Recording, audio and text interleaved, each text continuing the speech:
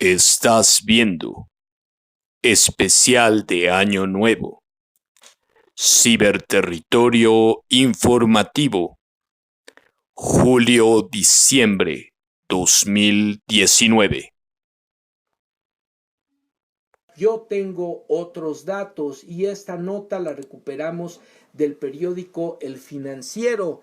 El día de hoy se publica, el día de ayer, perdón, se publica esta nota en el periódico El Financiero. La pueden consultar en el portal digital de este periódico, y lo que vemos aquí es que está firmada por la redacción de este medio de comunicación. Se titula Fact Check: las cifras económicas que dijo López Obrador en el AMLO Fest, ¿correctas o incorrectas? Y aquí tenemos una serie de datos que evidentemente nos hablan de los puntos más importantes del informe del presidente de la República. Son 20 puntos los que se señalan y aquí los vamos a comentar. El primero dice así: ¿son reales los datos dados por el presidente en su informe? Aquí te lo decimos.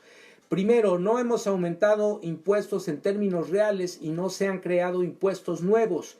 Es verídico el dato según la redacción. Dice: algunos cobros crecieron al principio del año como tradicionalmente lo hacen en la misma magnitud de la inflación, por lo que no han crecido en términos reales. El punto número 2: no ha crecido ni crecerá la deuda pública. Es correcto, la deuda total del país, medida como el saldo histórico de los requerimientos financieros del sector público, no ha registrado efectivamente un avance respecto de los años anteriores. La inflación ha bajado de 5.3 a 4.3% en comparación con el mismo periodo. El dato es correcto, simple y sencillamente aquí se hace una discrepancia o se identifica una discrepancia en los números. La disminución fue de 4.5 a 4.3%. Ese es el dato que se tiene, porque en el mismo periodo del año pasado lo que se dijo es que el indicador estuvo en 5.3 y bajó a 4.5, y ahora la cifra disminuyó a 4.3%. 4. En todo el país no ha habido aumentos en términos reales de las gasolinas, el gas y la electricidad, y la redacción del periódico dice: efectivamente, tomando como referencia la gasolina Magna en distintas alcaldías, ha subido menos que la inflación anual a mayo, con excepción de Mérida, donde ha subido 4.8%, según datos de Petro Intelligence recopilados por El Financiero. El gas, de igual forma, se ha mantenido el precio en términos reales, igual que el tema de la luz. 5. Ya se detuvo la caída de la producción del petróleo. En este caso, la redacción del portal dice: sin veredicto. Con cifras de mayo, las últimas que se conocen públicamente, pues esta cifra sería relativa. Un corte hasta el día 19. En ese lapso la producción promedio fue de 1.680.000 barriles diarios. En mayo la cifra oficial reportada por Pemex para el mes completo fue de 1.663.000. Pues ahí lo tienen, amigas y amigos. Esta cifra está por corroborarse, por revisarse, pero pues hay datos interesantes para los cuales podemos valorar este dicho del presidente. En el punto número 6, buenas noches, Helen Herrera, que se incorpora a la transmisión, gracias por su presencia. Tenemos finanzas públicas sanas, la recaudación de impuestos aumentó en 4.5% en comparación con el año anterior, y la redacción del portal de El Financiero dice: la cifra es correcta. La Secretaría de Hacienda reportó que al cierre de mayo de este año la recaudación total de impuestos ascendió a 1.4 billones de pesos, 4.7% más de lo obtenido en el mismo periodo el año pasado. 7. Se suprimió la pensión de 5 millones de pesos mensuales a expresidentes de la República. Ya no hay atención médica privada ni caja de atención especial. Solo con esa medida nos ahorramos 10,000 millones de pesos, y el portal del Financiero dice: es cierta la cifra de acuerdo con cifras, con datos del Diario Oficial de la Federación. 8. En cuanto a la inversión extranjera directa, durante el primer trimestre se captaron más de 10,000 millones de dólares, es decir, 7% más de lo que llegó en el primer trimestre del año pasado, cifra que es corroborada como cierta. Las cifras de la inversión extranjera directa indican que se captaron 10.161 millones de dólares en el primer trimestre del año. 9. Se redujo el robo de combustibles en 94%, y aquí dice el portal sí. La Comisión Nacional de Seguridad en noviembre pasado dijo que se perdían 81,000 barriles diarios de gasolina por el huachicol. El 29 de junio pasado, entonces, el robo de combustible reportó 3,000 barriles diarios, es decir, una disminución en un 96.2%. 10. En mayo, nuestros paisanos, nuestros héroes vivientes, los migrantes, enviaron 3.203 millones de dólares de remesas, el monto mensual más alto en toda la historia del país, y la cifra es correcta, dice el periódico El Financiero. De diciembre a mayo de este año, las reservas han crecido más de 4,000 millones de dólares, y dice el periódico El Financiero es correcto. En noviembre de 2018 cerraron 173,775 millones de dólares. En mayo de este año, en 177,855 millones de dólares, es decir, un aumento de 4,080 millones de dólares. 12. Se redujo el gasto de publicidad del gobierno en 50%, y esto se corrobora. El gobierno de López Obrador tiene aprobado para este año un presupuesto de 4,711 millones de pesos, monto que es 47.5% menor al de 8,988 millones gastados en 2018 por Enrique Peña Nieto. 13. En mayo, el índice de confianza del consumidor se ubicó en 110 puntos, como no se había visto en las últimas dos administraciones. Y el periódico El Financiero dice es correcto, en la actual administración se han registrado datos más altos, pero en otros gobiernos un nivel de 110 no se veía desde el 110.4 de octubre del 2006, cuando aún gobernaba Vicente Fox. El Punto 14. En mayo, las tiendas de autoservicio reportaron un incremento del 5.4% en las ventas. Y lo que observamos aquí es que el periódico El Financiero dice: las tiendas que pertenecen a la Asociación Nacional de Tiendas de Autoservicio y Departamentales tuvieron en mayo un crecimiento de 5.4% a tiendas comparables, aquellas con más de un año en operación, y 9.5% a tiendas totales. Este incremento es el mayor avance para la asociación de estas tiendas desde noviembre del año pasado. 15. En el tiempo de gobierno, el peso es la moneda que más se ha fortalecido en el mundo en relación con el dólar, y verifica el periódico: esto es cierto. El peso se ha apreciado 6.61% en lo que va del sexenio. 16. El tiempo que llevamos en el gobierno, la bolsa de valores ha aumentado en 3%, y dice la redacción del portal El Financiero: el principal indicador de la Bolsa Mexicana de Valores efectivamente ha crecido 4% desde que inició el gobierno. Punto número 17. En mayo, las exportaciones llegaron a 40,000 millones de dólares, un incremento del 9%. Y el ejercicio de contraste dice: las exportaciones de México registraron en mayo un aumento del 6.7%, según la redacción del periódico, decimos, El Financiero. 18. En los primeros 5 meses de este año, según el IMSS, se han creado 300,000 nuevos empleos, sin considerar los generados por los programas Sembrando Vida, Jóvenes Construyendo Futuro, Construcción de Caminos de Mano de Obra y otros programas que en conjunto superan el 1,000,000 de empleos. Y aquí el periódico El Financiero dice: entre enero y mayo se generaron 333,445 empleos, aunque es un 38% menos que en el periodo similar del año anterior, pero solo en mayo se crearon 3,983 empleos formales. Y en ese sentido, los empleos que generan los programas sociales están acercándose precisamente a la cifra que maneja el presidente, aunque de acuerdo con el IMSS no se consideran empleos formales, sí son fuentes de trabajo que están generando una remuneración para personas en el país y evidentemente teniendo un impacto en la economía familiar. Punto número 19. Este año, por la confianza de los contribuyentes en el gobierno, se han presentado 1 millón de declaraciones fiscales más que las realizadas el año pasado. Y aquí corrobora el Financiero que esto es real, que esto es cierto. Buenas noches a BG Jin, que se incorpora a la transmisión. Gracias por su presencia. Dice el periódico El Financiero, hasta el cierre del año de este año, de mayo de este año, el Servicio de Administración Tributaria SAT reportaba un total de 7.155.571 declaraciones presentadas por personas físicas. En el mismo lapso del 2018, el fisco sumaba apenas 6.207.430 declaraciones. La diferencia entonces es de 948.141 declaraciones entre ambos años.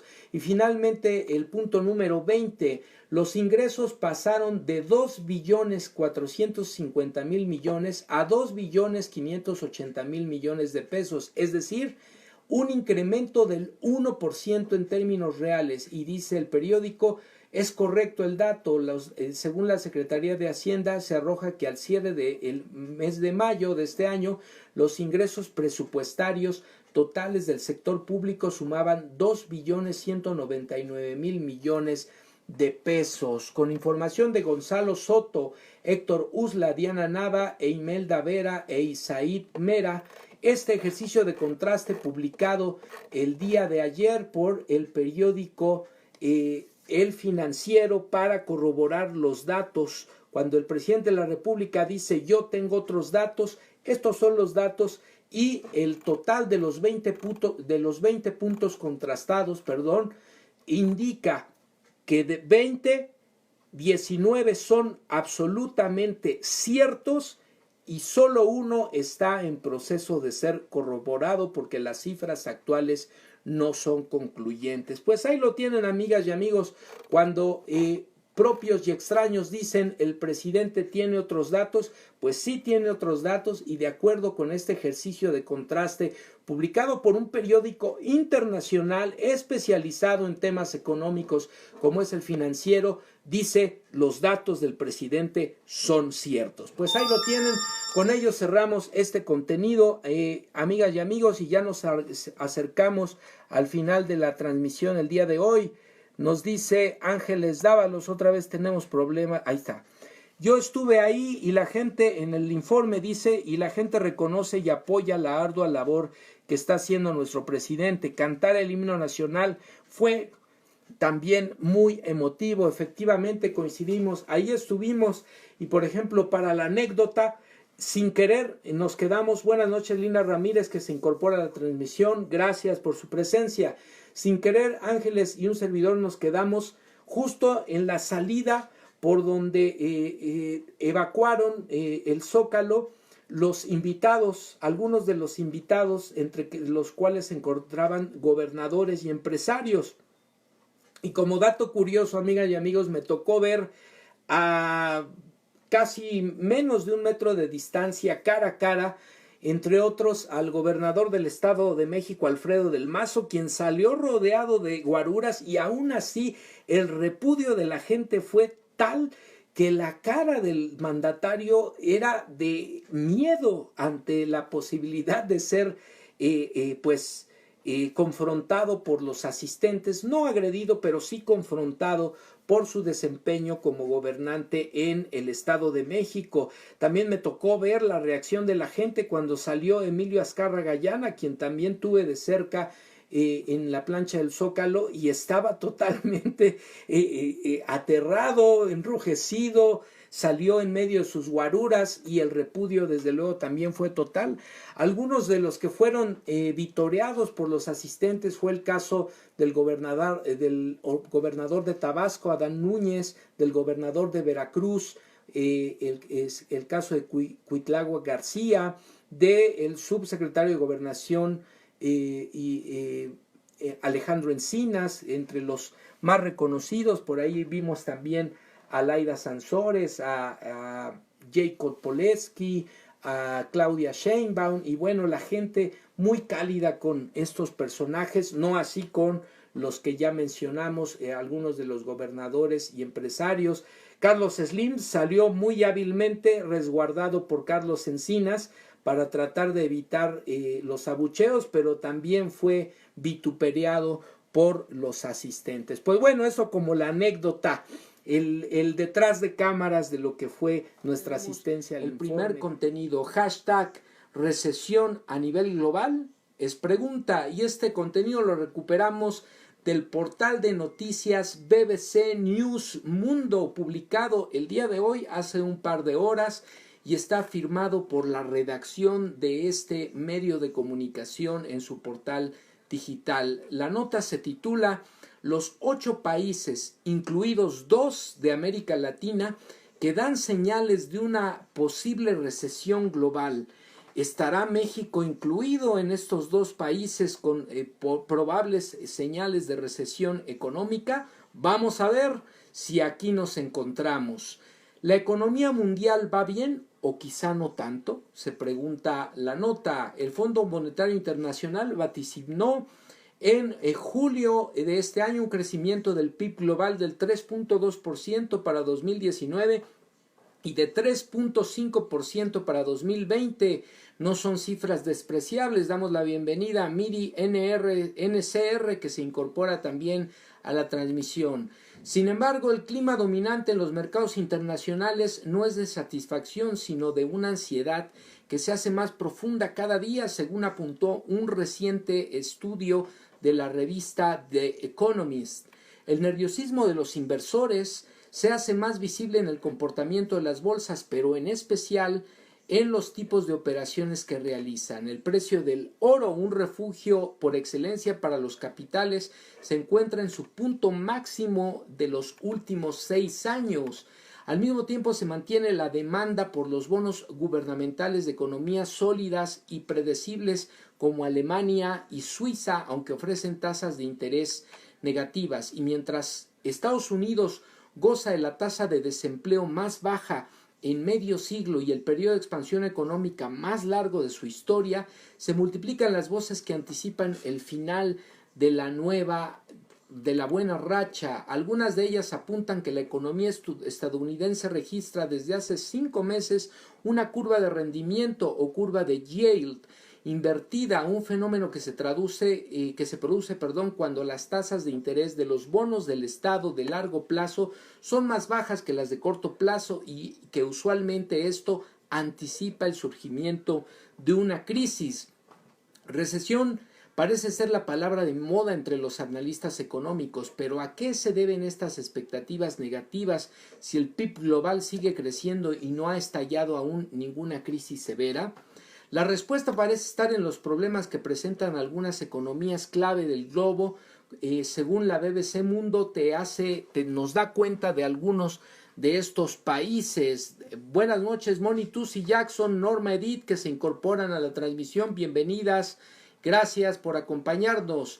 La primera de las economías que está en probable signo de recesión es, por supuesto, Estados Unidos, con una expectativa de crecimiento del 2.6% para 2019.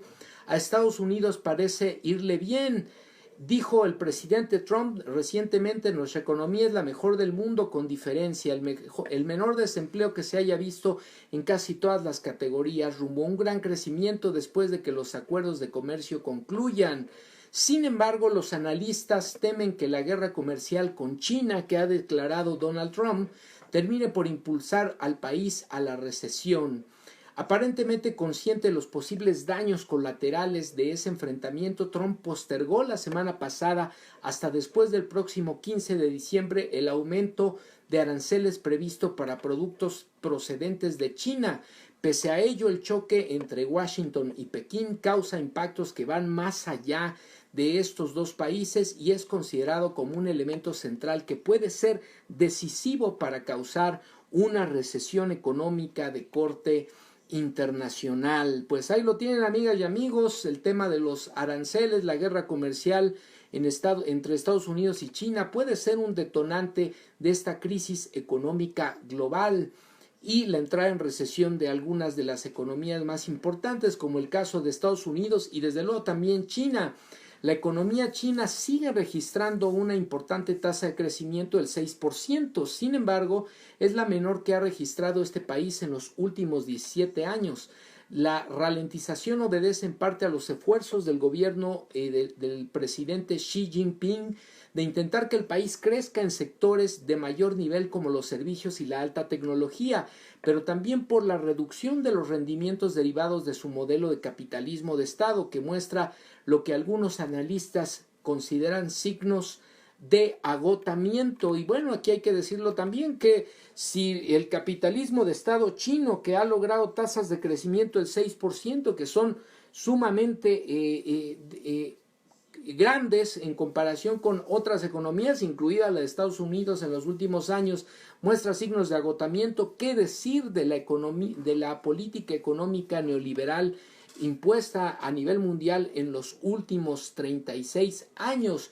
En donde también nuestro país ha visto los resultados negativos de este modelo económico. En los últimos años, el Estado, en caso chino, aumentó su control sobre la economía en detrimento de los actores privados y la mayor parte de los nuevos créditos bancarios estuvieron dirigidos a empresas públicas. Yo diría que aquí esta es una de las claves que ha generado precisamente el crecimiento chino, en contraste con lo que puedan decir los especialistas. Además, la producción industrial cayó en julio a su punto más bajo en los últimos 17 años, algo que puede ser parcialmente atribuido a los aranceles impuestos por Donald Trump. Las medidas tomadas por Washington también han causado una ralentización de las exportaciones, lo que tiene implicaciones para la economía mundial. Buenas noches, Esme Bellatrix, que se incorpora también a la transmisión. La tercera economía con probables signos de recesión es el caso de Reino Unido, según la nota. Durante el segundo trimestre de 2019, la economía Reino Unido se contrajo un 0.2%. Ante este fenómeno, los analistas atribuyen sus dificultades económicas a las dudas relacionadas con el proceso de salida del país de la Unión Europea, conocido como el Brexit, previsto originalmente para el pasado 29 de marzo. La promesa del actual ministro Boris Johnson de hacer realidad el Brexit el próximo 31 de octubre, haya o no acuerdo con la Unión Europea, y los actuales intentos en el Parlamento británico para evitar una salida sin acuerdo le echan más gasolina al fuego de la incertidumbre. Desde la realización del reñido referéndum en el que se decidió la salida Reino Unido de la Unión Europea en junio del 2016, la libra esterlina pasó de valer 1.46 libras por dólar a 1.21 por dólar, 1.46 dólares por libra a 1.21 dólares por libra. Esta es la tercera economía con probables signos de recesión, según la nota. La cuarta economía en esta situación es el caso alemán, considerada la economía más poderosa de la Unión Europea. Por décadas como la locomotora económica del tren europeo, la economía alemana cayó un 0.1% durante el segundo trimestre de este año. Conocida por su gran capacidad exportadora, especialmente maquinarias, camiones y vehículos, fue precisamente en este sector donde se originó el retroceso de la economía germana, que resultó afectada por una fuerte caída de sus ventas, especialmente de las dirigidas a China. Esta situación ha llevado a algunos analistas a vaticinar que el país va rumbo a una recesión inminente. Si esto ocurriera, la cuarta economía del mundo tiene un buen superávit fiscal de 7.4% del PIB, que le permitiría disponer de fondos para estimular su economía y evitar esta recesión. La quinta economía con graves signos, en este caso sí existen graves signos de recesión, probablemente sea la próxima Grecia de la Unión Europea. es el caso de Italia, con una deuda que supera el 130% de su Producto Interno Bruto, una economía estancada que cayó un 3% entre 2008 y 2018. Muchos creen que Italia puede convertirse en la nueva fuente de inestabilidad económica dentro de la Unión Europea, como lo fue en su momento, decíamos, el caso de Grecia. Su sector bancario, en el que tienen intereses instituciones financieras de otras partes de Europa, parece lastrado por deudas difíciles de cobrar.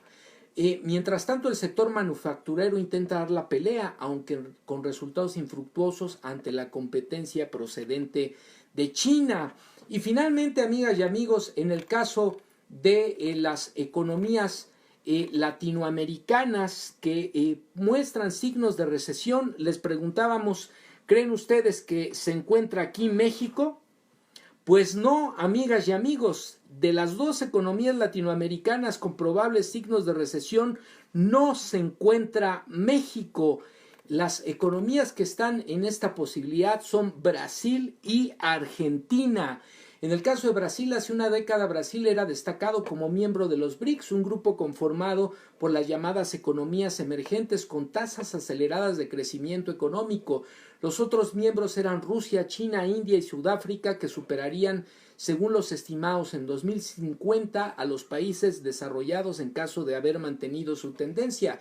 Los resultados de esta última década, sin embargo, arrojan serias dudas sobre esa posibilidad. Nos dice Ángeles Dávalos, hay que aclarar que la posible recesión puede tener lugar en otros países, no en México. Efectivamente, en el caso mexicano no se está contemplando esta posibilidad, y esto es resultado también de del manejo adecuado de la economía económica en el nuevo gobierno. Buenas noches también a Rebe Sainz, que se incorpora a la transmisión. En los meses previos a la elección de Jair Bolsonaro como presidente, los mercados se crearon expectativas favorables del país. Sin embargo, menos de un año después de su llegada al poder, las perspectivas de crecimiento significativo han quedado postergadas hasta 2020. Una parte sustancial de las malas perspectivas que enfrenta Brasil son consecuencia de los problemas que ocurren en otros lugares. Entre estos está la crisis económica en Argentina, su vecino y socio en el Mercosur, la ralentización del crecimiento en China, que ahora requiere importar menos materias primas de Brasil, así como los temores por la posibilidad de que también caigan sus ventas a Estados Unidos como consecuencia de la guerra comercial entre Washington y Pekín. Y finalmente, de los países latinoamericanos está el caso argentino. Tras las recientes elecciones primarias en Argentina, cuyos resultados vaticinan un muy probable regreso del peronismo al poder, la Bolsa de Valores de Buenos Aires sufrió la segunda mayor caída registrada en el mundo desde 1950. Además, la cotización de los bonos de la nación descendió hasta 54 céntimos por dólar, lo que significa que los mercados consideran como muy probable que el país incurra en un impago de su deuda. Y en el caso de Asia, también en el caso de Singapur, existe posibilidad, según los analistas, de una recesión en el horizonte próximo de la economía en aquel país, después de que en el segundo trimestre de este año su Producto Interno Bruto registrara un descenso del 3.3%. Los analistas achacan los malos resultados principalmente al descenso de sus exportaciones de bienes manufacturados, así como a la caída de las ventas como consecuencia de la disminución del turismo chino. De este modo, Singapur sería otra víctima colateral de la guerra comercial entre Washington y Pekín, mientras que en el caso argentino, los factores que parecen las dificultades económicas no empezaron necesariamente con los resultados electorales. Argentina ha estado en recesión durante el último año y registra una inflación superior al 50% durante la administración de Mauricio Macri. Entonces, amigas y amigos,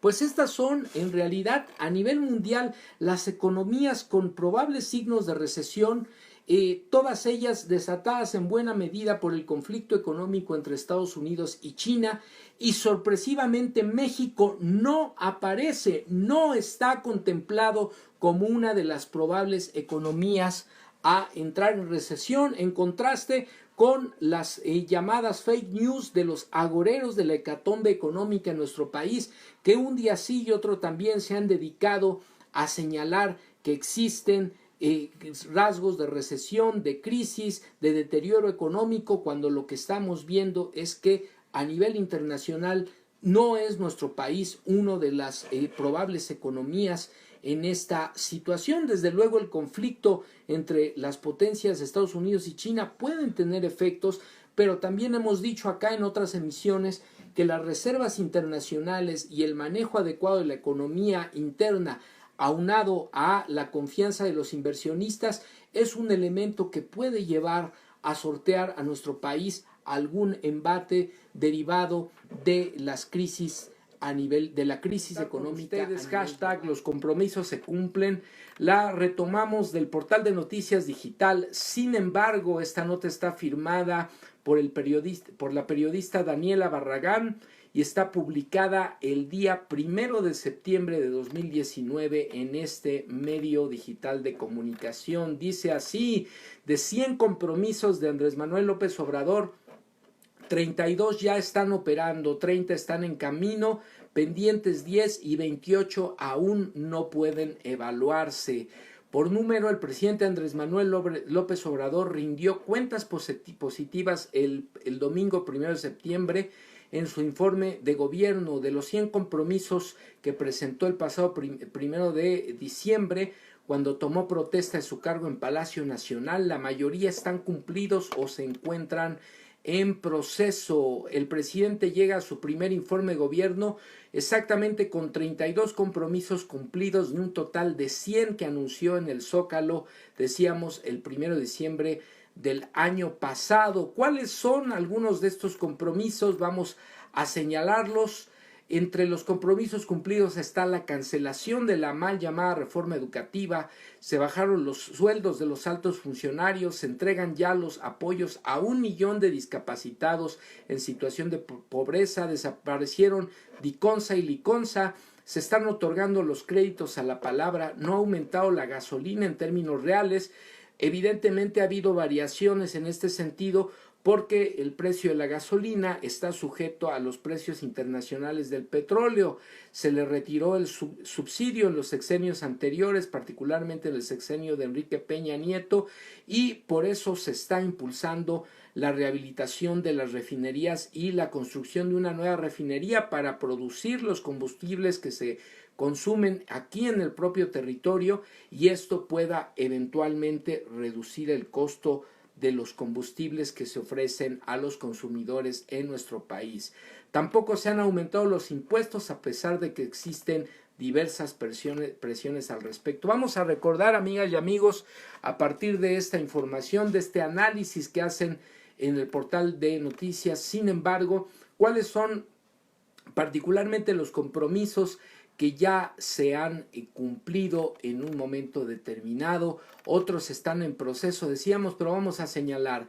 El primero es la cancelación de la reforma educativa. Se establece en el artículo 3 de la Constitución el derecho a la educación gratuita en todos los niveles de escolaridad, y el gobierno no agraviará nunca más a las maestras y los maestros de México. Se bajaron los sueldos de los altos funcionarios y aumentaron proporcionalmente los sueldos de los trabajadores de base y sindicalizados que ganan menos de 20,000 pesos al mes. Es decir, hubo un incremento, recordémoslo también, al salario mínimo, como no se había presentado, del 16% en este año. También los apoyos a 1 millón de discapacitados en situación de pobreza, niñas y niños de pueblos y colonias marginadas. Se unió Diconsa y Liconsa en una sola empresa para el abasto y la distribución de alimentos de consumo popular. Se llama ahora Segalmex. En los almacenes, tiendas y lecherías de esta nueva dependencia se distribuye una canasta de alimentos básicos a precios bajos para combatir la desnutrición y el hambre del pueblo. Se otorgan créditos a la palabra y sin intereses a ejidatarios, comuneros y pequeños propietarios para la adquisición de novillonas, vacas y sementales. No aumentaron los precios de la gasolina, el diésel y la luz, solo se le aplicaron el componente de inflación, es decir, ya no existen los gasolinazos que nos malacostumbramos en los sexenios pasados. No aumentaron los impuestos más allá de la inflación y no se crearon nuevos impuestos. Tampoco se aumentó la deuda pública, que este es un elemento también importante. Buenas noches, Shinji Wok, que se incorpora a la transmisión. Gracias por acompañarnos. No se gasta más de lo que se ingresa a la hacienda pública. Es respetuoso el gobierno federal de la autonomía del Banco de México y de sus políticas para evitar que haya inflación o devaluaciones, a pesar de que ha habido algunos chantajes y golpeteos en los días recientes por parte de esta entidad.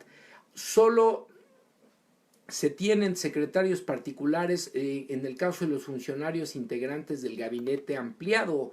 Los funcionarios de Hacienda, Comunicaciones y Energía y otras dependencias no podrán no podrán tener fiestas, comidas, juegos deportivos o viajar con contratistas, grandes contribuyentes, proveedores o inversionistas vinculados a la función pública.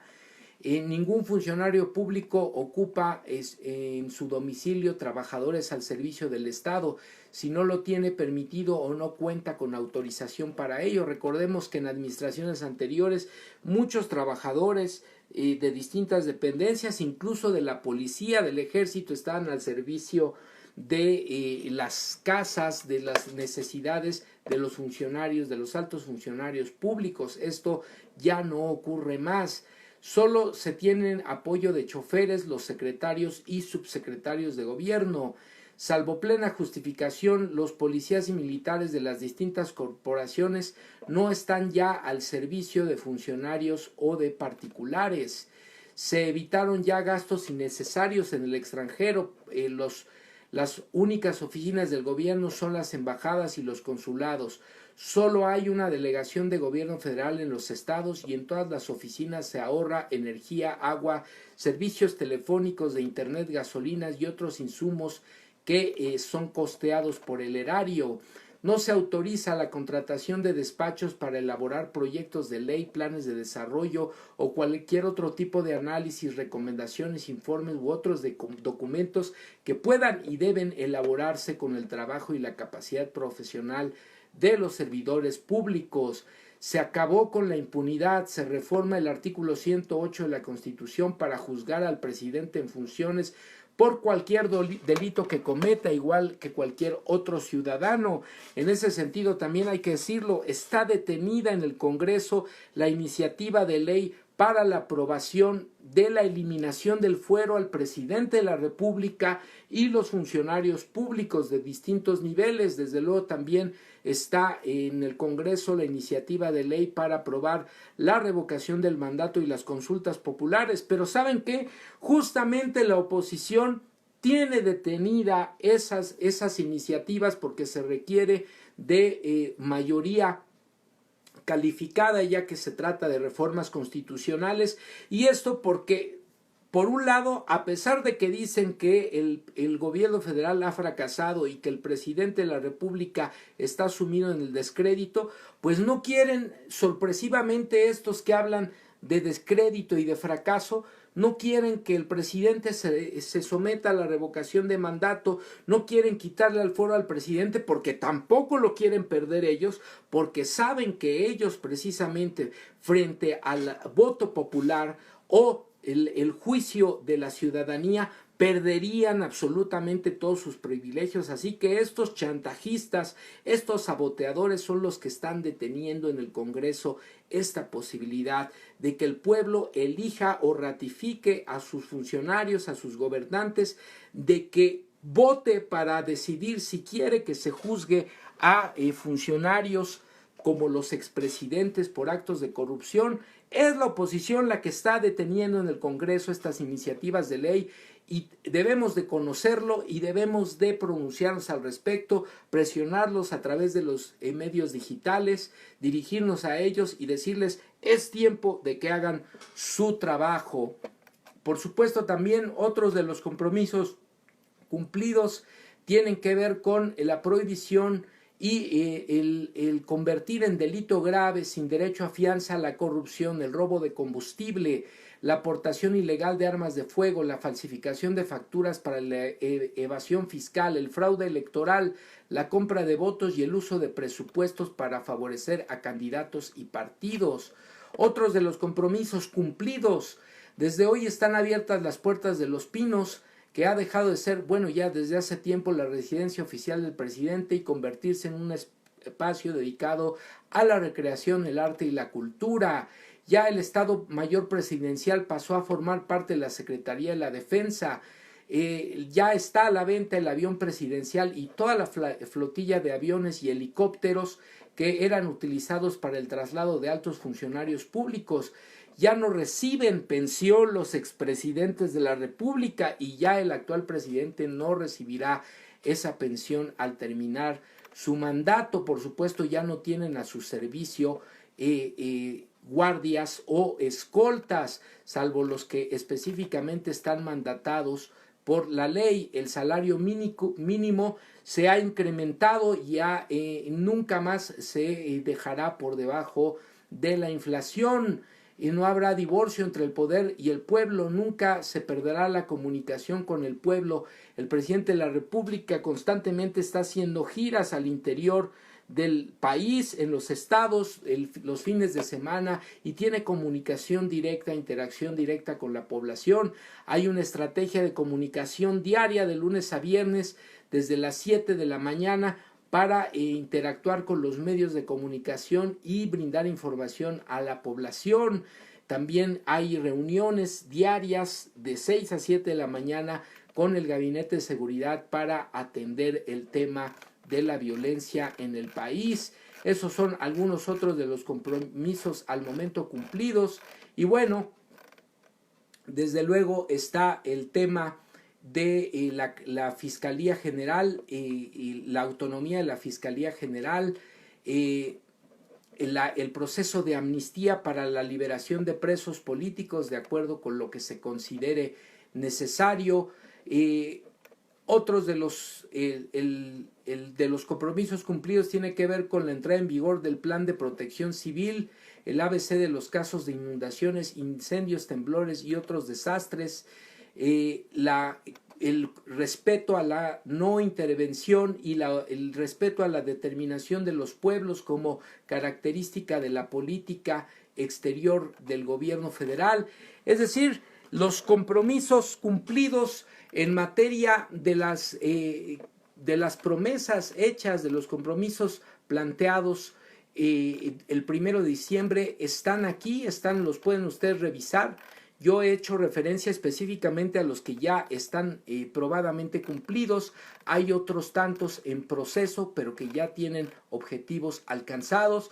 Y bueno, en suma, lo que se está vislumbrando aquí es que el presidente de la República está llegando a estos primeros 9 meses de gobierno con prácticamente poco más del 60% de los compromisos hechos el 1 de diciembre de 2018 cumplidos y en proceso de alcanzarse. Pues ahí lo tienen, amigas y amigos, ustedes pueden desde luego revisar la nota con más calma, pero pues es indudable que hay mucho trabajo por hacer. El tema de la seguridad todavía es una arista pendiente, el tema de la reactivación de la economía, a pesar de que hay confianza, de que hay inversión, hay proyectos que se están impulsando desde ya, pues bueno, hay mucho trabajo por hacer. La economía del país estuvo detenida los últimos 36 años, cero crecimiento en promedio, el índice alcanzado de violencia e inseguridad también es terrible y nos estuvimos sumidos en una crisis humanitaria y por supuesto revertir este proceso brutal de descomposición, de atraso, de falta de crecimiento y desarrollo, pues no se va a realizar en poco tiempo, va a llevar bastante tiempo, pero el camino andado hasta ahora da cifras positivas en materia de propósitos, de metas, de objetivos y de compromisos que se están cumpliendo de manera clara y de manera real. El primer contenido lo recuperamos del portal de noticias digital Aristegui Noticias, precisamente publicado el día de ayer, y esta nota está firmada precisamente por la redacción del portal. Se titula "Deben aclarar si reunión entre la DEA y el gobierno de Sinaloa está ligada a detención de Ovidio". Esto lo dice Bojorquez. La gente tiene derecho a saber la verdad porque no fue poca cosa lo que ocurrió. Hubo muertes, dice el director del portal del semanario Río 12, Ismael Bojorquez. Es infantil, dijo Ismael Bojorquez, director de Río 12, la versión que dio el gobierno de Sinaloa encabezado por Quirino Ordaz sobre la reunión que él y su gabinete de seguridad mantuvieron con Utam Dillon, director interino de la Administración para el Control de Drogas en los Estados Unidos, la DEA. Nos pareció, dijo Río 12, la reunión ocurrió el pasado 16 de septiembre. Nos pareció muy extraña, insólita e ingenua porque ocurrió meses después de que sentenciaron al Chapo Guzmán, dijo Bojorquez. Este tipo de reuniones no se había dado en México. Esta es la primera vez que yo conozco que se haya dado de manera abierta entre altísimos funcionarios estadounidenses en materia de drogas con un gobernador de un país extranjero. Vix Montiel, muy buenas noches, bienvenida a la transmisión, gracias por acompañarnos. En aquella ocasión, luego de la publicación de Río 12 sobre la reunión, el gobierno aseguró que había sido para informar a la DEA sobre la baja en los índices delictivos y de homicidios en el estado, también para comunicar que habían asegurado 26 laboratorios de drogas sintéticas. También dijeron que habían aprovechado para solicitar apoyo logístico y que incidieran ante el Departamento de Estado para sacar a Sinaloa de la lista de entidades riesgosas para los turistas norteamericanos. Pero aquí empieza a oler muy mal el asunto, amigas y amigos, porque habríamos de preguntarnos por qué tiene un Estado soberano como el de Sinaloa, perteneciente a una federación que es la que congrega a los Estados Unidos mexicanos, nuestro país, articulado por un gobierno federal, que tiene que estar dando explicaciones esta entidad federativa a una instancia de un gobierno extranjero. Desde aquí, evidentemente, las cosas empiezan a oler muy, muy mal. Luego de que ocurrió el pasado 17 de octubre, de lo que ocurrido, perdón, el pasado 17 de octubre en Culiacán, tras la fallida operación de captura de Ovidio, el ratón Guzmán, hijo del Chapo, las especulaciones han comenzado a apuntar a que aquella reunión entre la DEA y el gobierno de Sinaloa está ligada con el episodio de violencia vivido la semana pasada. Nos dice Vix Montiel: hola profesor, buenas noches, saludos, gracias por seguir informándonos. Pues gracias a ti y a todas y todos por acompañarnos.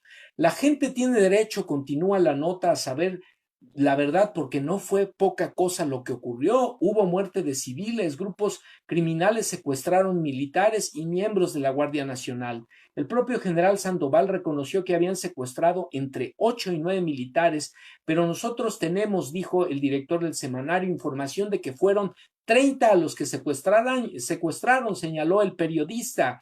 En el marco de la tensión y los crecientes cuestionamientos sobre lo ocurrido en Culiacán este lunes, autoridades de los gobiernos de México y Estados Unidos sostuvieron ya en este momento, el día de ayer, una reunión de alto nivel para discutir estrategias de combate al tráfico de armas de Estados Unidos hacia México. Durante ese encuentro se aclararon algunas cosas, pero habrá que ver qué resulta de información en el transcurso de los próximos días. Aquí también hay que decirlo, amigas y amigos, a estos críticos ácidos de las acciones y las supuestas omisiones de las fuerzas federales en el episodio de Sinaloa, hay que recordarles que se está frente a delincuentes que no van a seguir el más mínimo código de honor en un enfrentamiento. De inmediato fueron a involucrar a civiles, amenazaron con asesinar a personas inocentes, ciudadanos de aquel estado de la República,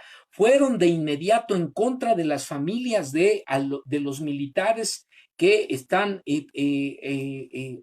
acuartelados en aquel estado de la República y empezaron a amenazar con hacer daño a personas que nada tenían que ver con el asunto, ni siquiera en un escenario de guerra se presentan estas o se deben de presentar estas situaciones. En la guerra hay códigos y los civiles nunca son tocados o nunca deben de ser tocados. Entonces, esto es algo que se nos olvida. Estamos frente a gente con el más absoluto deshonor, con el más absoluto afán de violencia en contra de cualquier cosa que atente contra su actividad delictiva. Eso no lo debemos de perder de vista. Y por otro lado, saber si se tiene al enemigo en casa, si es en el propio gobierno del estado de Sinaloa y si es en algunas de las estructuras del propio gobierno federal donde se filtró información, donde se operó de manera irregular para generar a todas luces una acción fallida con la intención de desacreditar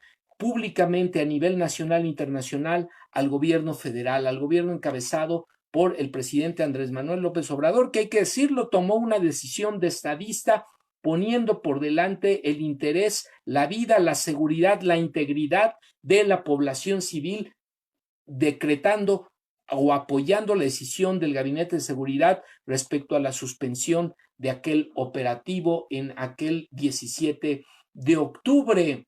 En el marco de la tensión continúa la nota y los crecientes cuestionamientos sobre lo ocurrido en Culiacán. Este lunes, autoridades de los gobiernos de México y Estados Unidos, decíamos, sostuvieron una reunión y ahí particularmente se tocó un tema álgido. Habrá que ver qué tanto el gobierno de Estados Unidos está verdaderamente dispuesto a a emprender acciones de fondo, acciones contundentes, porque hay que decirlo también, Estados Unidos es el principal vendedor de armas, productor y vendedor de armas en el mundo, y una muy buena parte de sus entradas, de sus ingresos económicos tiene que ver con la venta legal y también ilegal de armas dentro y fuera de su territorio. Si a ellos les preocupa que se venda droga, primero, que no la compren, que prevengan a sus jóvenes y por otro lado que dejen de estar vendiendo armas, porque el 80% se calcula de las armas utilizadas en los actos de violencia por parte del crimen organizado el 17 de octubre pasado, sobre todo armas de alto calibre, de alto nivel de sofisticación y desarrollo tecnológico, son de origen estadounidense. ¿Qué tienen que hacer esas armas aquí cuando en nuestro país es ilegal la venta de armas de uso exclusivo del ejército? Ellos pueden vender las armas que quieran dentro de su territorio, pero ¿por qué están pasando? ¿Por qué están vendiendo y permitiendo que se vendan armas de su país a nuestro país? Y además no solo eso, se las están vendiendo a los criminales, se las están vendiendo a los delincuentes, se las están vendiendo a los narcotraficantes. Un gobierno como el de los Estados Unidos no puede tener esa doble cara y permitir ese atropello a la soberanía de un país vecino y mucho menos esa relación, ese contubernio de un gobierno instituido democráticamente, queremos pensar, como es el de los Estados Unidos, esa relación comercial, esa complicidad con el crimen organizado. Estamos hablando de criminales y eso es lo que debemos en un momento dado de denunciar si verdaderamente estamos del lado de la población civil, si verdaderamente estamos del lado del interés nacional. Lo importante ahora, aseguró el director del semanario, es saber exactamente qué pasó. No puede ser que no pase nada, algo debe ocurrir porque no se pueden cometer estos mismos errores. Es muy peligroso para el país, para Sinaloa y para Culiacán, dijo. Ismael Bojorquez enfatizó que la gente tiene derecho a saber quién tomó la decisión y quién es el responsable del operativo fallido en Culiacán. Y amigas y amigos, todo apunta a una acción fallida de manera dolosa, de manera intencional, generada desde el gobierno del estado de Sinaloa en contubernio con la DEA. Ahí está el asunto y habrá que ver en los próximos días. El fiscal general de la República, Alejandro Gertz Manero, ha anunciado una investigación profunda, una investigación de fondo frente a este tema para deslindar las responsabilidades en el nivel que tenga que ocurrir en un momento determinado. Pero el mismo Gertz Manero anunció hoy que él tenía en su poder en la Fiscalía General de la República la orden de aprehensión emitida por un juez federal con fines de extradición desde hace algunas semanas y sin embargo nadie se la solicitó. Aquí hay otra situación grave. Se llegó con una orden de aprehensión apócrifa para dar cumplimiento a la detención del delincuente Ovidio Guzmán. ¿Quién liberó esa orden apócrifa? ¿Con qué intención? ¿Por qué se enviaron a los elementos de la policía ministerial? ¿Por qué esa desarticulación? ¿Por qué el Gabinete de Seguridad del Gobierno Federal no había sido notificado? ¿Quién está detrás de esta conflagración? ¿Cuál es la intención de estas acciones desarticuladas y a todas luces irregulares? Eso es lo que hay que preguntarnos y hay que exigir que se investigue y que se informe a la opinión pública, se deslinden responsabilidades y se castiguen a los responsables de esta afrenta al pueblo de Sinaloa, al pueblo de Culiacán, al pueblo de México y sobre todo a la soberanía de un país y de un gobierno instituido democráticamente, como es el caso del gobierno federal en los Estados Unidos mexicanos. Finalmente, en Culiacán, previamente Jessica Cermeño, periodista de Univisión, dijo que durante el fin de semana posterior al episodio de violencia que convirtió a Culiacán en un infierno, las cosas ya están más tranquilas, pero la gente tiene miedo. Hay que decirlo que hoy El Economista publicó una encuesta en donde más del 70% de la población a nivel nacional y en Culiacán, particularmente en Sinaloa, aprueban la decisión del presidente de haber suspendido el operativo, toda vez que de no hacerlo habrían ocurrido una masacre, una auténtica masacre, como ocurrió en Tamaulipas, como ocurrió en su momento también en Michoacán, como ocurrieron en varios estados de la República durante los gobiernos de Felipe Calderón Hinojosa y de Enrique Peña Nieto, nada más que esas matanzas a manos del crimen organizado y de población civil fueron calladas criminalmente por los voceros del régimen, por los medios tradicionales de comunicación, que hoy se rasgan las vestiduras frente a la cámara y la voz frente al micrófono de una manera verdaderamente cobarde, hipócrita y a todas luces dolosa. Eso es lo que no hay que perder de vista, amigas y amigos. Destacó que a pesar de las opiniones divididas sobre el operativo de captura, la mayoría de la gente de Culiacán aprueba que las autoridades hayan liberado a Ovidio Guzmán, pues habría sido peor, la violencia se desataría por su captura, además de las horas de terror que causó su efímera aprehensión. Lo que sorprendió a la gente y ha generado un clima de pánico es la rapidez con la que apareció la gente de Ovidio, y muchos han señalado que afortunadamente no era contra nosotros, es decir, contra la población civil. Pues bueno, ahí lo tienen, amigas y amigos. Lo cierto es que habrá que esperar en los próximos días las indagatorias para deslindar responsabilidades y que se aplique todo el rigor de la ley a los responsables de esta conspiración en Culiacán, una clara conflagración en contra del pueblo sinaloense, en contra del pueblo de México y en contra del gobierno federal y de la soberanía de nuestro país, que esta es una situación que no debemos de perder de vista. También se deben de plantar la cara muy bien frente al gobierno de Estados Unidos por esta clara intromisión en la soberanía, en el territorio y en el ejercicio de la justicia en nuestro país. Nada tiene que hacer Donald Trump y compañía en los asuntos de interés de los mexicanos. Amigas y amigos, precisamente del portal de noticias del periódico El Granma, el portal de noticias cubano que precisamente publica el día de ayer este periódico oficial de aquel hermano país, Cuba, repito, el Granma, haciendo referencia a esa histórica embarcación con la que se inició la revolución cubana por la liberación del pueblo hermano de Cuba en mediados del siglo pasado. Pues bueno, este periódico publica una nota el día de ayer titulada El golpe en Bolivia, 5 lecciones para los pueblos latinoamericanos. Esta nota está firmada nada más y nada menos que por el extraordinario investigador de las ciencias sociales en Latinoamérica, que es el doctor Atilio Borón, y vamos a ver qué es lo que nos comenta al respecto.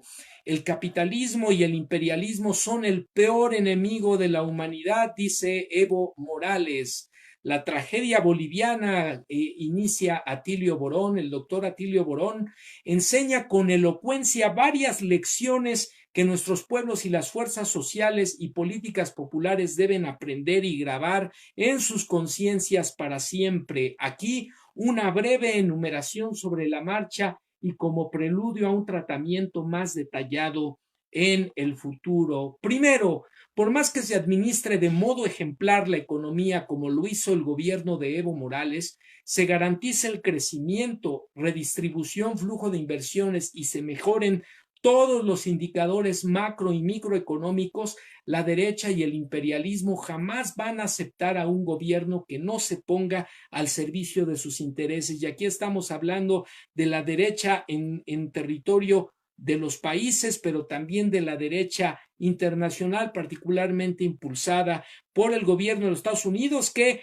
sigue aspirando a tener la hegemonía, el control de lo que considera sus propios territorios, aun cuando ya no estamos en ese escenario posterior a la Guerra Fría, aun cuando hoy está el imperio norteamericano en franca decadencia. Bueno, pues se resiste el imperio y sigue dando estos golpes de control, de intervencionismo, de manipulación y de ataque a la soberanía y a la democracia de los pueblos, en este caso en Latinoamérica. Y bueno, hablando de indicadores económicos y sociales de Bolivia, hay que decirlo, durante el periodo del presidente Evo Morales, estos superaron el promedio de todos los países de la región en América Latina.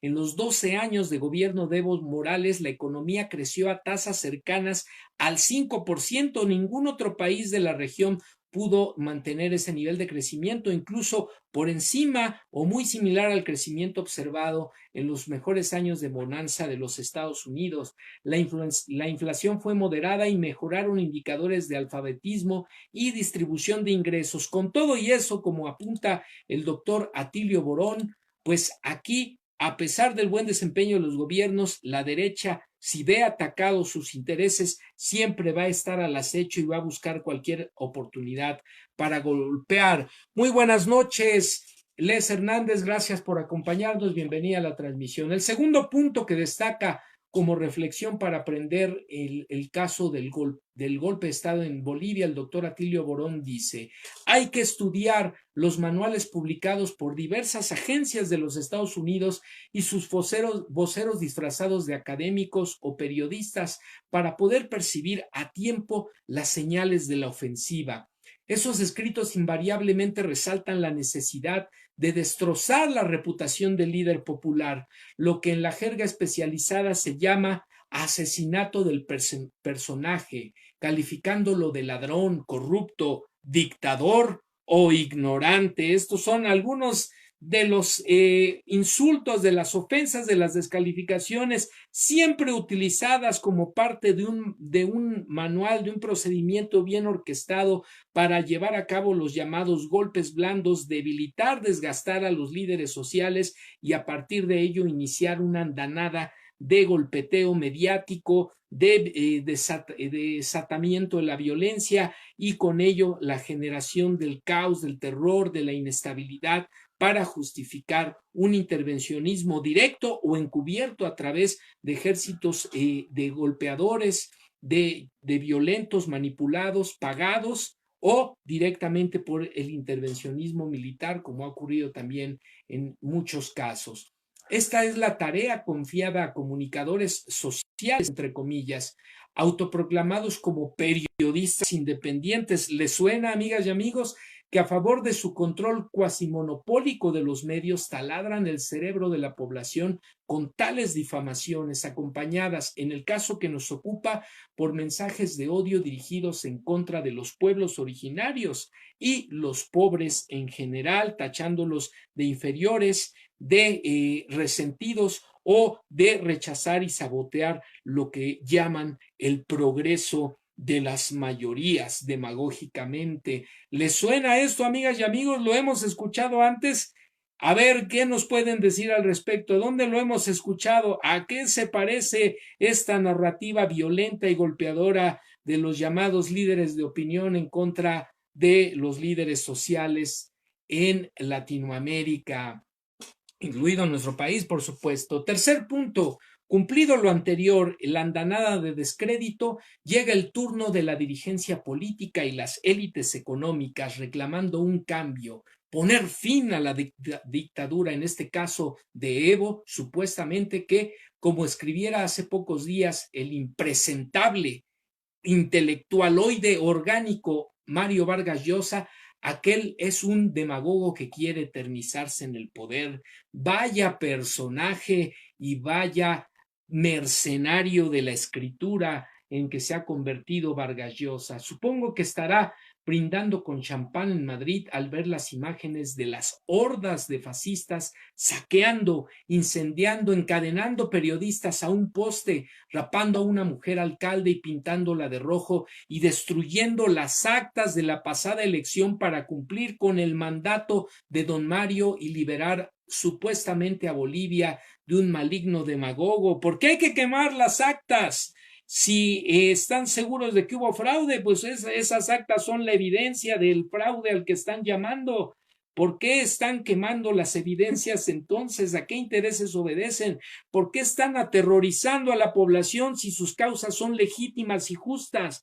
¿Por qué están golpeando a gente inocente? ¿Por qué están incendiando casas? ¿Por qué están generando el caos? Si según ustedes les asiste la razón, cuando la violencia es el medio, la razón y los argumentos no están presentes. Hay que decirlo y hay que asumirlo así, amigas y amigos. Menciono, dice Atilio Borón, su caso porque ha sido y es el inmoral portaestandarte de este ataque vil en nuestros días, de esta felonía sin límites que crucifica liderazgos populares, destruye una democracia e instala el reinado del terror a cargo de bandas de sicarios contratados para escarmentar a un pueblo digno que tuvo la osadía de querer ser libre. Ahí lo tienen, amigas y amigos. Ese es el trasfondo político, anteriormente mediático, y vamos a hablar del trasfondo económico que está detrás del golpeteo a los líderes populares, a los líderes sociales, a los gobernantes de izquierda en América Latina y el mundo. Ese es el fondo de las andanadas de ataque y de descrédito. Mike R. Jiménez, buenas noches. Celia Estrada, muy buenas noches. Gracias por acompañarnos. Bienvenidas a la transmisión. Nos dice Ángeles Dávalos, golpe de Estado orquestado por los Estados Unidos. Efectivamente, es eso ante lo que estamos, amigas y amigos. El cuarto punto tiene que ver, apunta el doctor Atilio Borón, entran en escena las fuerzas de seguridad, las fuerzas del orden. En este caso estamos hablando de instituciones, por supuesto, controladas por numerosas agencias militares y civiles del gobierno de los Estados Unidos. Estas las entrenan, las arman, hacen ejercicios conjuntos y también las educan políticamente, es decir, hay un adoctrinamiento. Tuve ocasión, dice Borón, de comprobarlo cuando por invitación de Evo Morales inauguré un curso sobre antiimperialismo para oficiales superiores de las tres armas. En esa oportunidad quedé azorado por el grado de penetración de las más reaccionarias consignas norteamericanas heredadas de la época de la Guerra Fría y por la indisimulada irritación causada por el hecho de que un indígena fuese presidente del país. Aquí hay un tema también de corte racial, por supuesto, que está detrás del componente ideológico del golpe de Estado. Lo que hicieron esas fuerzas de seguridad fue retirarse de escena y dejar el camino libre para la descontrolada actuación de las hordas fascistas, ejércitos de golpeadores pagados por el imperio para desestabilizar el país boliviano, como los que actuaron en Ucrania en su momento, en Libia, en Irak, en Siria, para derrocar o tratar de hacerlo en este último caso a líderes molestos para el imperio y de ese modo intimidar a la población, a la militancia y a las propias figuras del gobierno. O sea, una nueva figura sociopolítica, el golpismo militar por omisión, dejando que las bandas reaccionarias reclutadas y financiadas por la derecha impongan su ley una vez que reina el terror y ante la indefensión del gobierno, el desenlace será inevitable. Y finalmente, el quinto punto que nos hace reflexionar el doctor Borón precisamente señala: la seguridad y el orden público no debieron haber sido jamás confiadas en Bolivia a instituciones como la policía y el ejército, colonizadas por el imperialismo y sus lacayos de la derecha autóctona. Cuando se lanzó la ofensiva en contra de Evo, se optó por una política de apaciguamiento y de no responder a las provocaciones de los fascistas. Esto sirvió para envalentonarlos, y acrecentar la apuesta. Primero, exigir balotaje, después fraude, después nuevas elecciones, después elecciones pero sin Evo, como fue el caso de Brasil con Lula. Más tarde renuncia Evo. Finalmente, ante su reluctancia a aceptar el chantaje, sembrar el terror con la complicidad de policías y militares y forzar a Evo a renunciar. De manual, dice Borón, Atilio Borón, todo de manual. ¿Aprenderemos estas lecciones? Pues, ¿qué les parece, amigas y amigos? Cada uno de los pasos bien esquematizados, que son las tácticas de golpes de Estado encubiertos, los llamados golpes suaves, encabezados por el gobierno de los Estados Unidos históricamente en esta región de Latinoamérica, y que están paso a paso siguiendo el manual de desestabilización para llevar a cabo el desmantelamiento de gobiernos que han optado por una perspectiva diferente. Y hay que decirlo también, lo que está en juego es el cuestionamiento al modelo político económico impuesto a nivel mundial, tanto por la Gran Bretaña como por el gobierno de los Estados Unidos desde la década de los 80. Esta fase, que no era otra fase del capitalismo, sino una fase de emergencia que anunciaba la caída de este sistema político económico, el neoliberalismo, que hoy está dando de sí las mayores muestras de su absoluto fracaso, generando la mayor cantidad de pobres a nivel mundial, la mayor desigualdad vista en la historia de la humanidad, la mayor depredación del ambiente y con ello, pues desde luego también el sufrimiento de todos los seres humanos del planeta. Frente a eso estamos.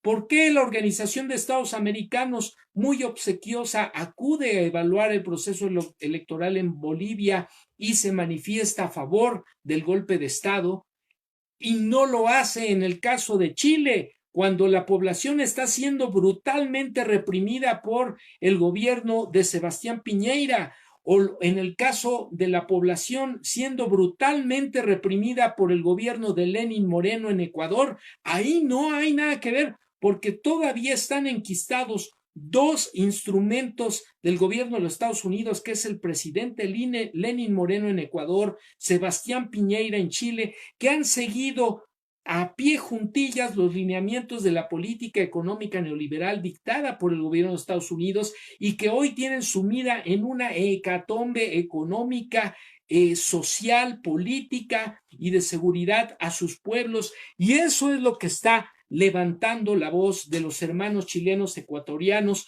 y ahí no voltea a ver la Organización de los Estados Americanos qué es lo que pasa, ni alza la voz en defensa de las víctimas de la represión. Pues frente a eso estamos, amigas y amigos. El fin de una época que es la época neoliberal, la búsqueda de los pueblos de manera legítima y por la vía democrática de otras alternativas para construir su propio destino, y la intervención en el caso del hermano país de Bolivia de los Estados Unidos, de la derecha, de las élites nacionales de aquel país y también las élites internacionales, que están golpeando con todo al pueblo boliviano. Por supuesto, los pobladores de los sectores más vulnerables, que han sido favorecidos por el gobierno y las políticas sociales del presidente Evo Morales, pues están organizándose ya, y es la tensión tal que puede haber enfrentamientos que lleven a el baño de sangre, lamentablemente, a aquel país, que es justo lo que Evo Morales quiso evitar renunciando a la presidencia para evitarle el sufrimiento al pueblo. Pues la moneda está en el aire y ahora los derechistas, los conservadores, el gobierno de Estados Unidos tiene la palabra.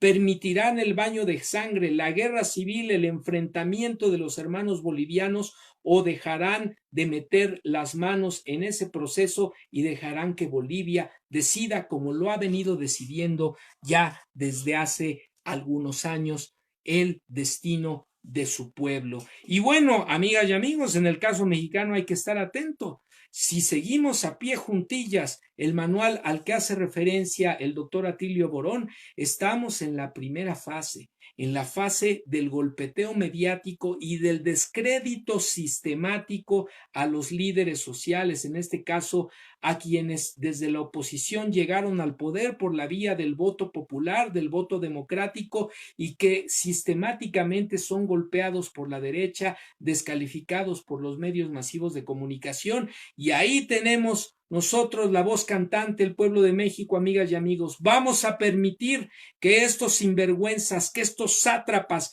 que estos traidores, que estos mercaderes de la política puedan llevar a cabo un proceso de la naturaleza del que se llevó a cabo en Bolivia, o nosotros de manera consciente, de manera participativa, cuestionando esas actitudes, vamos a ser quienes los dejemos en evidencia y no les permitamos destruir lo que el pueblo de México ha iniciado a construir por la vía pacífica, por la vía democrática electoral y por la vía del ejercicio pleno de su soberanía y el derecho a elegir un destino diferente para nuestro país, como cualquier otro país de Latinoamérica. Aquí nos comenta la doctora María Eugenia Guerra, ¿qué fue lo que dijo Putin? Al parecer ya expuso su postura. Efectivamente, el gobierno ruso también ya se ha manifestado y las cosas están subiendo de tono porque las potencias mundiales, como el caso de Rusia y de China, no están viendo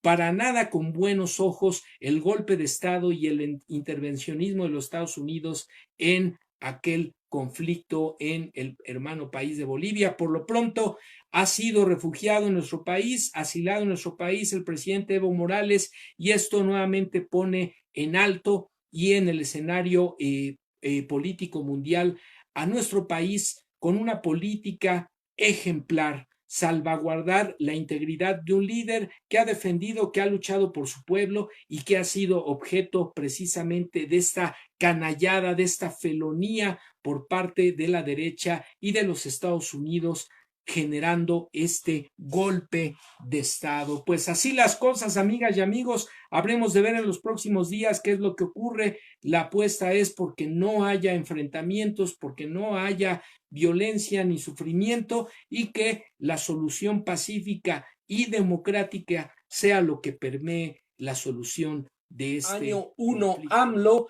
Lo recuperamos del portal de noticias digital Nación 32.1, publicado el día de hoy, 3 de diciembre, y que está firmado precisamente por la redacción del portal. La nota dice así: el primer año de gobierno de AMLO en números. A un año de gobierno, el presidente Andrés Manuel López Obrador dio un mensaje desde el Zócalo de la Ciudad de México donde destacó los aciertos de su administración, principalmente los beneficios que ha tenido su lucha contra la corrupción en estos 12 meses que lleva en la administración federal, así como el beneficio de esto en los programas sociales. Y aunque la mayoría del discurso, que duró alrededor de hora y media, habló de cosas buenas, reconoció que aún no se han obtenido los resultados que se requieren en materia de crecimiento económico y seguridad, pues aún se está en un proceso de transición. Todavía no ha habido crecimiento económico, dijo, como deseamos, pero existe una mejor distribución de la riqueza. El presupuesto público no se queda en pocas manos, sino que llega más a la mayoría de la gente. Cumplimos un año de gobierno, señaló, y a diferencia de otros inicios de sexenio, no hemos devuelto o condonado impuestos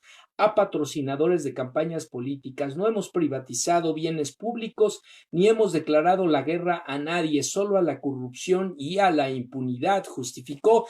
Y bueno, es un aspecto importante, ya decíamos en la emisión pasada sobre las características, los rasgos de este presupuesto federal 2020 que fue aprobado recientemente y que ya es un presupuesto que se da en el marco no solo de la nueva legislatura, tanto en la Cámara de Diputados como senadores, sino también ya en el marco de las funciones del primer año de gobierno del actual presidente. Este presupuesto federal 2020 que tiene una clara vena social, que tiene un claro énfasis en los programas sociales y en el apoyo a los sectores más vulnerables de la población. Y esto, pues, es una característica que no habíamos visto en los últimos 36 años de gobierno, repito, en los últimos 36 años de gobiernos en nuestro país, lo cual evidentemente es algo que resaltar. Y por otro lado, como hemos visto que precisamente temas como el combate a la corrupción, pues han generado recursos que se han distribuido a estos programas sociales a través también del instituto para devolverle al pueblo lo robado, lo que ha generado también apoyo a sectores vulnerables de la población. Y bueno, pues aspectos que tienen que ver con la llegada de inversión extranjera, el incremento de las remesas, la inversión nacional, los programas de infraestructura que también ya recientemente se anunciaron y que son parte de este proyecto económico que empieza a impulsarse y que eventualmente tendrá que dar los resultados esperados, así como el tema de la seguridad en materia de disminuir los índices de violencia, de delincuencia y sobre todo el impacto sobre la población, así como combatir a través de inteligencia financiera, a través de la generación de oportunidades a los jóvenes y el garante de la seguridad de la población a través de un cuerpo como la Guardia Nacional. En ese sentido, también se ha anunciado recientemente que a partir del próximo lunes, así como hay un anuncio del quién es quién en la venta de gasolina, en la venta de gas, pues también se iniciará un quién es quién en materia de seguridad en los estados, porque se habla mucho de la violencia en el país y se habla de los incidentes como el caso de Culiacán, como el caso de Sonora, pero no se habla de que hay autoridades municipales y hay autoridades estatales que tienen recursos, que tienen presupuesto y que tienen una responsabilidad que cumplir. Y ahí habrá de visibilizarse quiénes están haciendo bien su tarea y quienes simple y sencillamente están tirados en la hamaca o dolosamente están dejando de cumplir con sus funciones para golpetear políticamente al gobierno federal. Pues vamos a estar comentando al respecto, amigas y amigos. Buenas noches, maestro José Luis Contreras, que también se incorpora a la transmisión. Gracias por acompañarnos y continuamos con la revisión de la nota. Un aspecto importante tiene que ver también con que no se ha adquirido nueva deuda, con que no se han incrementado impuestos y con que se ha renunciado a esta terrible costumbre de los gobiernos neoliberales de privatizar todo cuanto tienen enfrente y todo cuanto huele a interés público. Si este domingo no tuviste tiempo de poner atención al mensaje de Andrés Manuel López Obrador, aquí te dejamos, dice la nota, una numeralia para que registres 34 datos relevantes que se dieron a conocer. El primer punto tiene que ver con el combate en 94%, la reducción al robo de combustible. Recordemos que esta fue una de las primeras acciones que emprendió el gobierno federal en contra del llamado huachicoleo y se anuncia ahora la erradicación prácticamente de este problema hasta en un 94%. También se ha anunciado, como ustedes saben, la destitución del líder de los petroleros, Carlos Romero de Champs, y poco a poco cómo se ha ido trabajando desde la inteligencia financiera y desde el combate a la corrupción en el desmantelamiento de todas esas redes, de todas esas corruptelas que desarrolló este líder petrolero al amparo, amigas y amigos, hay que decirlo, de los gobiernos federales anteriores. Esos líderes charros, esos líderes sindicales corruptos no se hacen solos, se hacen precisamente al amparo del poder político como instrumentos precisamente de control, de golpeteo y del llamado corporativismo que también está combatiéndose en la actual administración. El segundo aspecto tiene que ver con el ahorro, 200,000 millones de pesos al evitar la corrupción en la adquisición de bienes y servicios. Recordemos que ese era un aspecto por el cual también se iba mucho dinero público porque las compras se hacían de manera discrecional, las compras del gobierno, y también se hacían de manera inflada, los precios estaban inflados para beneficiar a los amigos o a los quienes financiaron las campañas de los gobernantes en turno. El punto número 3, el presupuesto de la Presidencia de la República pasó de 3,600 millones de pesos el año pasado a solo 800 millones de pesos, es decir, una disminución del 75% en el presupuesto de la Presidencia. Se han entregado en forma directa apoyos económicos para la siembra a 2,109,000 ejidatarios, comuneros y pequeños propietarios. El programa Sembrando Vida se aplica en 575,000 hectáreas y ha permitido generar ya 230,000 empleos permanentes, no empleos temporales.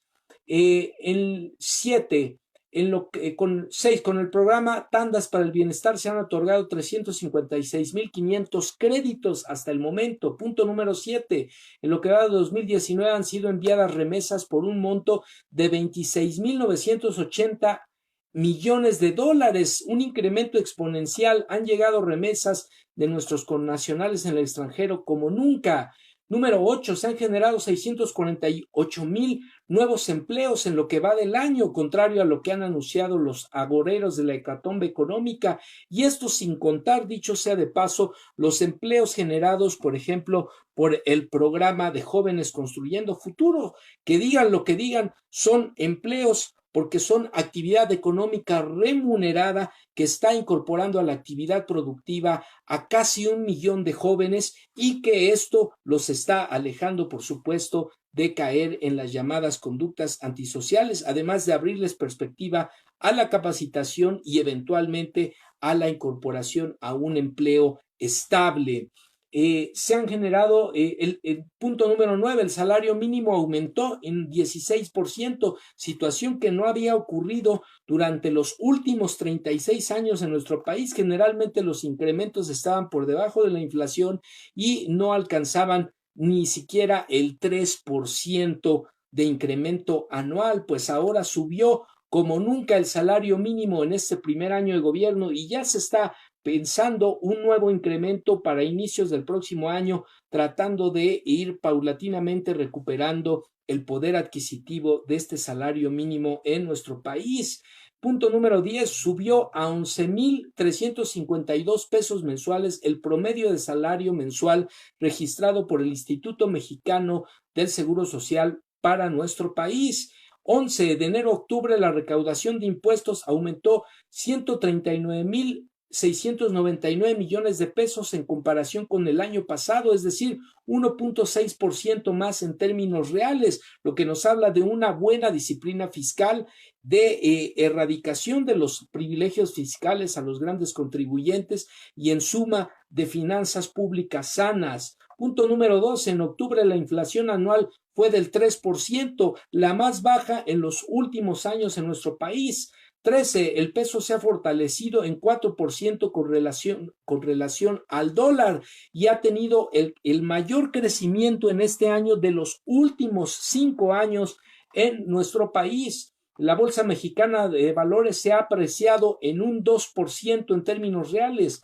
Se han pagado solo de intereses 454,000 millones de la deuda heredada por los gobiernos anteriores. Hay que recordar que el último gobierno de Enrique Peña Nieto nos dejó una deuda a todos los mexicanos de 10,8 billones de pesos, que fue el acumulado en términos reales de lo que dejaron también Vicente Fox y Felipe Calderón Hinojosa, además de Ernesto Zedillo, Carlos Salinas de Gortari y Miguel de la Madrid Hurtado. Entonces, en suma, tenemos que se está pagando esta deuda que dejaron los gobiernos anteriores, pero no se ha adquirido mayor deuda, y el compromiso es no incrementar la deuda como no incrementar los impuestos. Hay que buscar recursos, se ha planteado el gobierno actual, de otros lugares a través del combate a la corrupción, del ahorro, de la buena administración de los recursos disponibles y con ello utilizarlo para los que menos tienen. Buenas noches, Brenda Rodríguez. Bienvenida a la transmisión. Gracias por acompañarnos.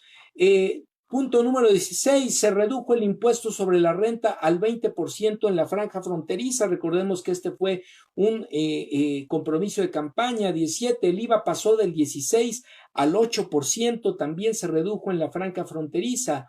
La inversión para construcción y mantenimiento de carreteras y caminos rurales es actualmente de 42,500 millones de pesos. Punto número 19. Se pactó con la iniciativa privada la construcción de infraestructura con 134 proyectos inicialmente, pero se habla de 147 proyectos en total y por lo pronto una inversión de 709 mil millones de pesos, lo cual nos habla también de la confianza. Contrario a lo que dicen los agoreros de la hecatombe económica, la confianza que existe en nuestro país y en la política, en las políticas públicas del actual gobierno. 709 mil millones de pesos se han anunciado precisamente, 709 mil millones de dólares, se han anunciado precisamente para inversión en infraestructura para el próximo año. Punto número 20, ahorro de 4,500 millones de dólares para la CFE en obras de gasoductos, que esta fue una acción también emprendida por el actual gobierno, aplaudida, hay que decirlo, incluso por los legisladores de la oposición. Punto número 21, se captaron 26 mil millones de dólares en inversión extranjera hasta septiembre de 2019, la más alta registrada también en los últimos años, lo cual nos habla no solo de la confianza por parte de los inversionistas nacionales, sino también la confianza que genera nuestro país en el exterior para los inversionistas extranjeros. Punto número 22. De enero a octubre de 2019, las exportaciones sumaron 384 mil millones de dólares, 3% más en relación con el mismo periodo del año pasado, es decir, un incremento también significativo. Punto número 23. De enero a septiembre llegaron 32,8 millones de turistas internacionales, lo cual nos habla también de la confianza y que sigue creciendo el interés turístico por nuestro país desde el exterior. Hay confianza en lo que pasa en nuestro país. Buenas noches, Carla Alejandra Reyes Aguirre, gracias por incorporarte a la transmisión, bienvenida. Y continuamos con los datos que nos arrojó este informe. Llegaron entonces, decíamos, 7,6% más de turistas este año con respecto al año 2018. Punto número 24, han recibido pensión 8 millones de adultos mayores. Punto número 25, más de 10 millones de estudiantes están recibiendo una beca, lo que significa una inversión anual de 60 mil millones de pesos. Y aquí hay que decirlo porque los detractores de este tipo de programas por parte del actual gobierno nos dicen que esto es regalar el dinero y que se está tirando el dinero a la basura. Primero que nada, no es ningún regalo, es pagar una deuda que tiene el Estado mexicano para con los mexicanos menos favorecidos, con aquellos mexicanos que fueron invisibilizados durante los 36 años de gobiernos neoliberales, que se les abandonó, que se les dio la espalda, que se les dejó sumidos en la pobreza y que precisamente hoy se está pagando esa deuda. El Estado, una función del Estado es garantizar el bienestar de toda la población, no solo de unos cuantos, y eso es lo que se está haciendo. Entonces no es ningún regalo.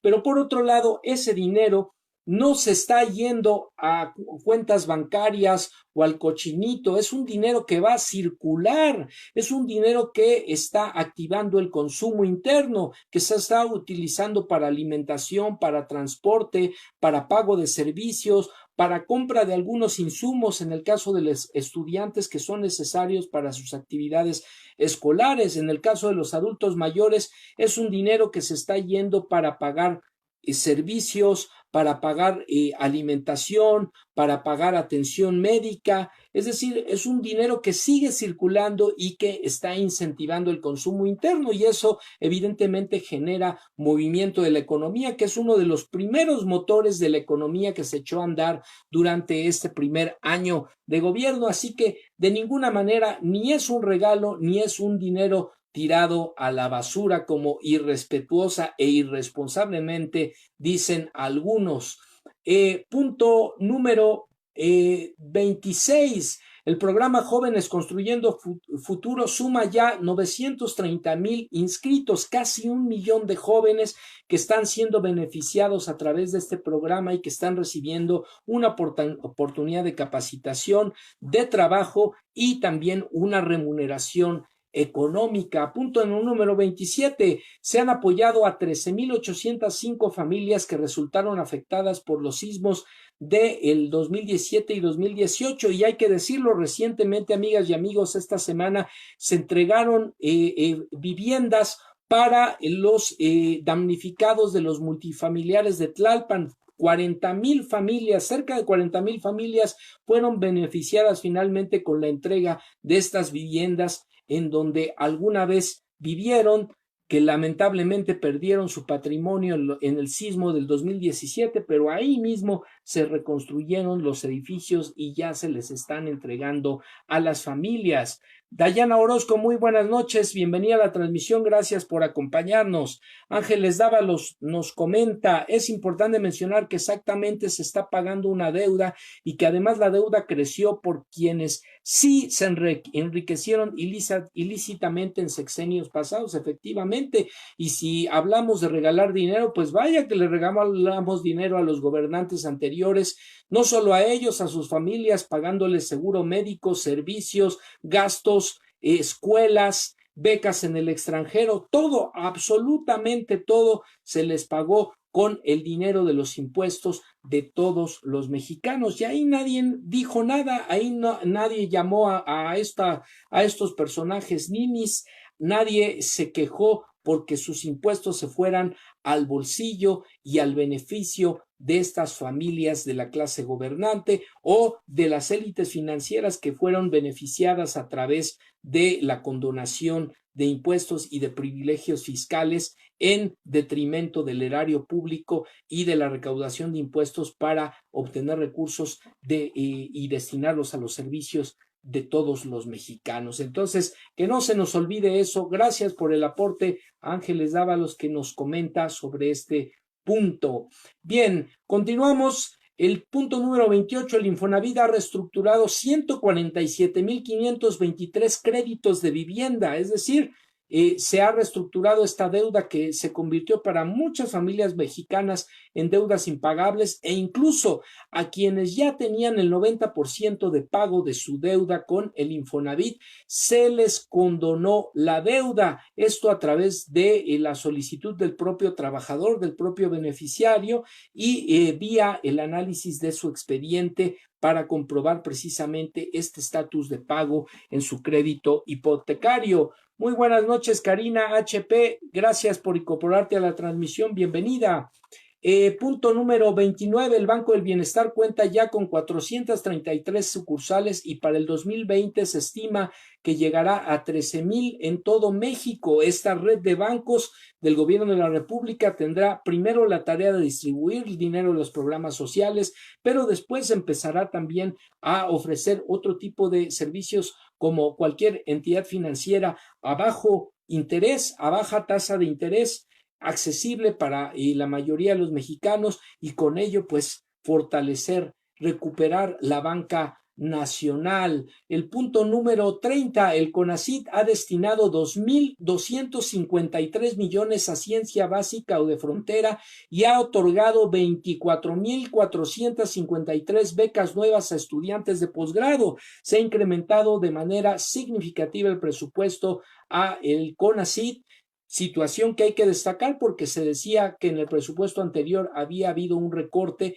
y eso generó muchas críticas. Pues aquí está ya el incremento al presupuesto. 31. Las universidades para el bienestar iniciaron en marzo ya con 100 planteles atendiendo a 39,600 jóvenes estudiantes de zonas marginadas que reciben además la oportunidad de estudio, también una beca de 2,400 pesos mensuales para sus actividades estudiantiles. Punto número 32, la residencia oficial de Los Pinos ha sido visitada por 2,800,000 personas en lo que va del año, con la posibilidad de acceder gratuitamente a eventos culturales, a eventos artísticos del más alto nivel. Se ha convertido en una casa de la cultura y del pueblo, lo que por muchos sexenios fue una casa para la clase política privilegiada del país. Punto número 33, han sido puestos en libertad 47 presos políticos de la mano de las